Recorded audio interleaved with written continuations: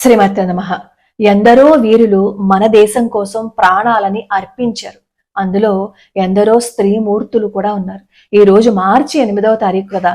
సహజంగా అందరికీ మార్చి 8 అనగానే అంతర్జాతీయ మహిళా దినోత్సవం గుర్తుకొస్తుంది, శుభాకాంక్షలు చెప్తూ ఉంటారు. కానీ ఈ రోజు వెనకాల ఉన్న చరిత్ర తెలుసుకుంటే ఒక్కసారి ఒళ్ళు గగురుపాటుకి గురవుతుంది.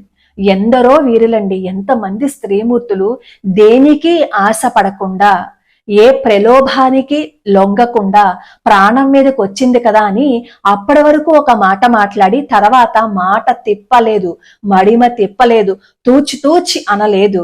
అయితే అయ్యింది, ఏదో ఒకటి తేల్చుకుందాము అని చెప్పి ప్రాణాలని పణంగానే పెట్టి ధైర్యంగా ధర్మంగా ఈ దేశం కోసం ప్రాణాలు అర్పించేశారు ఎందరో స్త్రీమూర్తులు.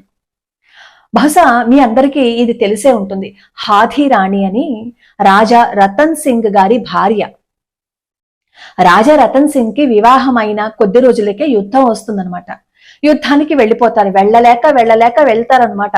నిన్ను వదిలి వెళ్ళలేకపోతున్నాను అని భార్యతో అంటే భార్య చెప్తుంది, మనం పెళ్లి చేసుకున్నాం, మనం భార్యాభర్తలమే, కానీ నువ్వు ఈ దేశానికి యోధుడివి, ఈ దేశాన్ని రక్షించవలసిన వాడివి, నువ్వు నా ప్రేమలో పడిపోతే ఎలా దేశాన్ని కాపాడుకుంటావు, వెళ్ళు, యుద్ధానికి వెళ్ళు, విజయంతో తిరిగిరా అని వీర తిలకం దిద్ది పంపిస్తుంది యుద్ధానికి. రతన్ సింగ్ వెళ్ళిపోతాడు. కానీ భార్య మీద ప్రేమని మాత్రం చంపుకోలేకపోతాడు. ఎప్పుడు పొద్దుదంతా యుద్ధం చేసి రాత్రి భార్యను తలుచుకుంటూ అతను మదన పడిపోతూ ఉంటాడు. ఒకసారి ఒక సైనికుడిని పిలిచి రాణి గారి దగ్గరికి వెళ్ళి తన గుర్తుగా ఏదైనా ఇవ్వమని చెప్పి కబురు పంపిస్తాడు. వెళ్తాడు సైనికుడు. అప్పుడు రాణికి బాధేస్తుందనమాట. యుద్ధ రంగంలో ఉండగా తనకి గుర్తుకు రావాల్సింది శత్రువులు, ఎలా మన రాజ్యాన్ని కాపాడుకోవాలని కదా గుర్తుకు రావాల్సింది. యుద్ధ రంగంలో ఉన్నప్పుడు కూడా నేనెందుకు గుర్తుకొచ్చాను? నా ప్రేమ కదా అతన్ని సరిగ్గా యుద్ధం చెయ్యనివ్వలేకపోతుంది, నా ప్రేమ కదా అతన్ని సరిగా తన పని తను చేసుకోనివ్వలేకపోతుంది అని చెప్పి ఆ సైనికుడితో చెప్తుంది. నువ్వు బయటే ఉండు, కొంచెం సేపు అయిన తర్వాత లోపల ఒక పళ్ళెం ఉంటుంది, తీసుకువెళ్ళి రతన్ సింగ్ కి ఇచ్చేసేయని చెప్పి రాణి గారు చెప్తారు. లోపలికి వెళ్ళి ఒక ఉత్తరం రాస్తారు. నువ్వు యోధుడివి, దేశం కోసం ప్రాణాలు అర్పించాలి, ధైర్యంగా ఉండాలి, అలాంటిది యుద్ధం చేస్తున్నప్పుడు కూడా నేనెందుకు గుర్తుకొస్తున్నాను? నువ్వు సాధించే విజయానికి నేను అడ్డుగా ఉన్నాను, నాకు అర్థమైంది, అందుకే నా తలనే నీకు కానుకగా ఇస్తున్నాను, కనీసం ఇదేనా గుర్తు పెట్టుకుని నువ్వు విజయాన్ని సాధించాలని చెప్పి ఒక ఉత్తరం రాసి పళ్ళల్లో పెట్టేసి తలని ఆవిడేమో కట్ చేసుకుంటారు. సైనికుడు వస్తాడు లోపలికి. ఆ తలని తీసుకొచ్చి ప్లేట్లో పెట్టి దాని మీదేమో ఒక గుడ్డ కప్పి రాజుగారి దగ్గరికి తీసుకువెళ్తాడు కన్నీళ్లతో.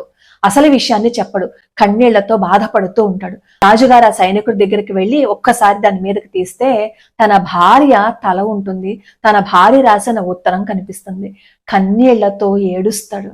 అప్పుడు అంటాడు, నిజమే, నువ్వు నాకు కర్తవ్యాన్ని గుర్తు చేశావు అని ఆ తలని మొలకి కట్టుకుని యుద్ధం చేసి యుద్ధంలో గెలిచి తన భార్య పక్కనే తను కూడా సమాధి అయిపోతాడనమాట. అంటే దేశం కోసం ఒకవేళ తన భర్త కాస్త అటు ఇటుగా మనసు మారుతూ ఉన్నా భార్యలు అలా చేసేవారనమాట. నువ్వు ధర్మాన్ని తప్పకూడదు, మడిమ తిప్పకూడదు, దేశం కోసం ధర్మం కోసం నువ్వు పని చెయ్యాలి అని. అలాంటి స్త్రీమూర్తులు పుట్టిన భారతదేశం మనది. సరే, ఈ రోజు మార్చి 8 కదా. ఈ రోజున దాదాపుగా 13,000 మంది స్త్రీమూర్తులు అగ్నికి ఆహుతి అయిపోయారు. సిసోడియా రాజవంశస్థురాలు రాణి కర్ణావతి రాజా రణసంగ మరణించిన తర్వాత తన 2 పిల్లల్ని ఆవిడ దగ్గర పెట్టుకుని విక్రమజిత్తుని సింహాసనం మీద కూర్చోపెట్టుకుని రాజ్యాన్ని పరిపాలిస్తూ ఉన్నారు. ఈలోపు బహదూర్ షా యుద్ధాన్ని ప్రకటించాడు. కర్ణావతి దగ్గర ఎంతో మంది సైనికులు లేరు, చాలా తక్కువ మంది ఉన్నారు. ఏం చేయాలో అర్థం కాలేదు. అప్పుడు ఆవిడ ఒక పన్నాగం పన్నారు. సరే, మన భారతీయుల్లో ఒక నమ్మకం ఉంది కదా, అన్నా అని పిలిస్తే వాళ్ళు మనకి సహాయం చేస్తారు అని చెప్పి ఒక నమ్మకం ఉంది కదా. కర్ణావతి ఏం చేస్తుందంటే హుమయూన్ కి రాఖీ పంపిస్తుందన్నమాట, అన్నా నన్ను రక్షించు అని. మన పిచ్చి గాని ధర్మాన్ని తప్పి మన ధర్మం మీదకి మన దేశం మీదకి దండయాత్రకి వచ్చిన వాళ్ళు మనకి ఎలా సహాయం చేస్తారు? కానీ కర్ణావతి ఏమో ఏదైనా చేస్తారేమో అనే ఆశతోటి రాఖీ పంపిస్తుంది. హుమయూన్ను రక్షిస్తాను అన్నట్లుగానే బయలుదేరతాడు అక్కడి నుంచి. కానీ యుద్ధంలో ఈవిడికి సహాయపడడానికి రాడు. అక్కడ బహదూర్ షా సైనికులు చెప్తారు, రాణి కర్ణావతి రాఖీ పంపించింది, హుమయూన్ ఏమో ఆవిడికి సహాయం చేస్తాడని చెప్పి కొంతమంది చెప్తే, అక్కడ ఇంకొంతమంది సైనికులు చెప్తారు, హుమయూన్ ఎటువంటి పరిస్థితుల్లోనూ రాణి కర్ణావతికి సహాయం చెయ్యడు, అతను మనవాడు, మన పక్షాన్నే ఉంటాడు. ఎంత కాన్ఫిడెన్స్ చూడండి వాళ్ళకి. ఏదైనా సరే వాళ్ళలో భేదాలు వచ్చినా, ఏవైనా తేడాలు వచ్చినా వాళ్ళందరూ ఒకటిగానే ఉంటారు. యువతలాళ్ళ మీద యుద్ధం చేస్తారు తప్ప వాళ్ళల్లో వాళ్ళు ఎప్పుడూ కొట్టుకోరు. కానీ పాపం పిచ్చిది కర్ణావతి నమ్మేసింది. ఆ హుమయూన్ వస్తాడు అని అనుకుంది. సమయానికి రాలా. ఈ లోపు బహదూర్ షా ఏం చేశాడు అంటే ఈ కోటని ముట్టడించడం కోసం ఫిరంగులతో వచ్చేశాడు. ఈ బురుజులు చాలా పెద్దగా ఉంటాయి కదా రాజకోటలు. అక్కడ కొంతమంది సైనికులు ఎక్కి నుంచున్నారు. ఆ కోటకి దగ్గరలోనే ఈ బహదూర్ షా ఏం చేశాడు, మట్టిని వేస్తూ ఉండేవాడు. ఆ కోట మీద కూర్చున్న సైనికులు నవ్వుతూ ఎగతాళి చేశారనమాట కొంతమంది. నువ్వేం చేస్తావు, ఎప్పటికి మట్టి పోస్తావు, ఎప్పటికి వస్తావు అని ఎదుటివాడిని చాలా తేలిగ్గా తీసుకుంటారు కొంతమంది సైనికులు. ఈలోపు ఆ కోటకి పై వరకు మట్టి పోసేస్తారు. ఆ ఫిరంగులతో ఆ కోటని బద్దలు కొట్టేస్తారు, లోపలికి వెళ్ళిపోతారు. రాణి కర్ణావతి అటు ఆ బహదూర్ షా చేతికి చిక్కి మానహాని చేసుకోలేక తన ప్రాణాన్ని అర్పించారు. అంతే కదా, ఇదివరకు ఎవరైనా స్త్రీమూర్తులు యుద్ధంలో వాళ్ళు ఓడిపోయినప్పుడు దొరికితే తీసుకువెళ్ళిపోయేవారు కదా. ఔరంగజేబు ఏం చేశాడు, అక్బర్ ఏం చేశాడు, వీళ్ళందరి చరిత్రలు మనం చదివాం కదా. ఈ బహదూర్ షా చేతిలో చిక్కి మానాన్ని పోగొట్టుకోవటం కంటే కూడా ప్రాణం తీసుకుంటే మంచిది అని చెప్పి ఆవిడతో పాటు 13,000 మంది రాజపుత్ర స్త్రీలు ఏం చేశారు అంటే జౌహర్ అగ్ని ప్రవేశం చేశారు. అప్పుడు మీరు అంటారు, అదేంటండి అంత పిరికితనమా అని.